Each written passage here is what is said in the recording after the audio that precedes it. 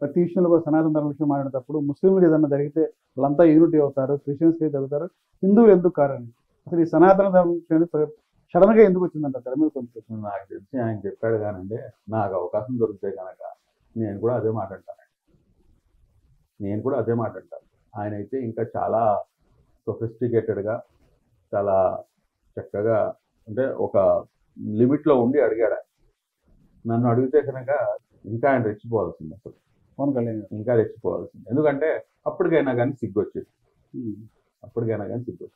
తిరుపతి లడ్డు వ్యవహారం జరిగిందా జరగలేదా పక్కన పెడదాం, అది ఏంటనేది అది సుప్రీంకోర్టులోకి వెళ్ళింది కాబట్టి అది ఇదవుతుంది.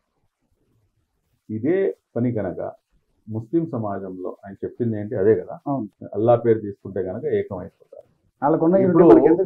ఇప్పుడు ఆయన నా గురించి పొగిడాడా లేకపోతే నన్ను తిట్టాడా? నాలో ఉన్న ఒక గుడ్ థింగ్ ని ఆయన వేరే వాళ్ళకి ఉదాహరణగా చెప్తున్నాడు.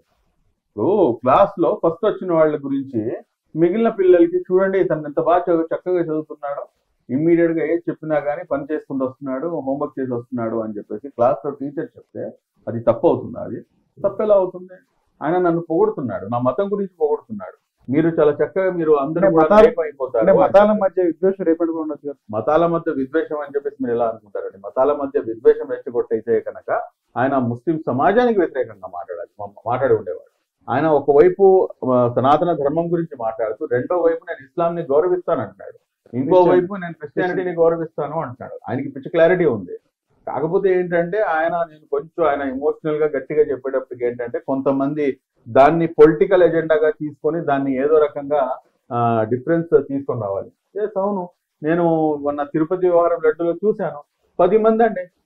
ఇప్పుడు తిరుపతి లడ్డు ఇస్తే నేను కళ్ళ ముందు నేను అనేక మంది చూశాను.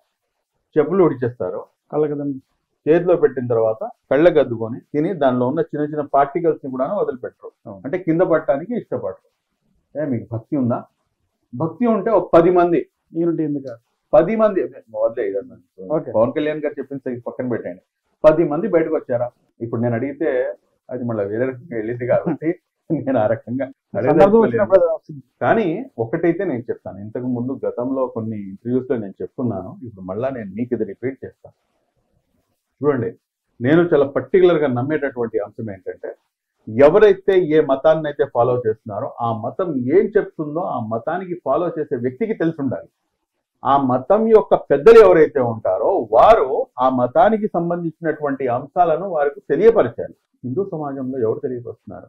హిందూ సమాజంలో నాకు తెలియకుండా అడుగుతాను, ఆర్ఎస్ఎస్ లేకపోతే బీజేపీయా, భగవద్గీతను, పురాణాలు? నాకు చెప్పండి, నాకు సమాధానం చెప్పండి. ఇదేనా రామరాజ్యం అంటే? బాబాలు ఇదేనా?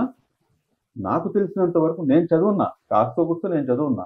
ఎక్కడ దూరంగా పొందనే లేదు, సంబంధమే లేదు. మీరేమో పుంకాలుగా మీరు వాట్సాప్ యూనివర్సిటీలోనేమో మీరు పూర్తిగా విరుద్ధమైనటువంటి ప్రచారం చేస్తున్నారు. హిందూ సమాజానికి ఏదైతే హిందూ యొక్క మత గ్రంథాలు ఉన్నాయో, వేదాలు కానివ్వండి, పురాణాలు కానివ్వండి, ఇవన్నీ కూడాను వీటికి డిఫరెంట్ గా మీరు ఇవన్నీ కూడాను చూపిస్తుంటే కనుక ఈ రోజున అసలైనటువంటి ఏదైతే మతం ఏం చెప్తుందనేది ఎలా తెలుస్తుంది? కాబట్టి ఇదంతా ప్రాబ్లం అండి. This is the problem. నేను అదే చెప్తాను, ఏ మతానికి చెందిన వ్యక్తి ఉన్నాడో ఆ మతానికి సంబంధించినటువంటి గ్రంథాలు వారికి తెలియాలి. మీ గ్రంథంలో ఏం రాస్తుంది? ఈ రోజున నైతిక విలువల కోసం మా లాంటి వాళ్ళను లేకపోతే ఇంకోళ్ళను పిలిచి క్లాసులు చెప్పిస్తున్నారు. నైతిక విలువలు ఎక్కడున్నాయండి వాళ్ళ సమాజంలో? నైతిక విలువలు వచ్చేది ఎక్కడి నుంచి? దైవ భీతి. ఇప్పుడు సీసీ కెమెరాలు మీరు పెడుతున్నారు, ఇక్కడ ఏం సీసీ కెమెరాలు లేవు. నేను ఏదో ఒకటి ప్లానింగ్ చేసి ఎవడో ఒకటి మర్డర్ చేసి వదిలేస్తాను, ఎవడు చూడట్లేదు కాబట్టి, అంటే సీసీ కెమెరాలు లేవు కాబట్టి. అల్టిమేట్ గా ఒక పవర్ ఉంది, అది నన్ను చూస్తుంది అన్న భయమే దైవ భీతి. ఆ దైవ భీతి ఎప్పుడైతే మనిషిలోకి వస్తుందో అప్పుడు అతను తప్పు చేయకుండా ఉంటాడు. మళ్ళీ ఆ దైవ భీతి తీసుకొని రావడంలో అటువైపు ముస్లిం సమాజం కానివ్వండి, లేకపోతే క్రైస్తవ సమాజం కానీ సక్సెస్ అయింది. హిందూ సమాజం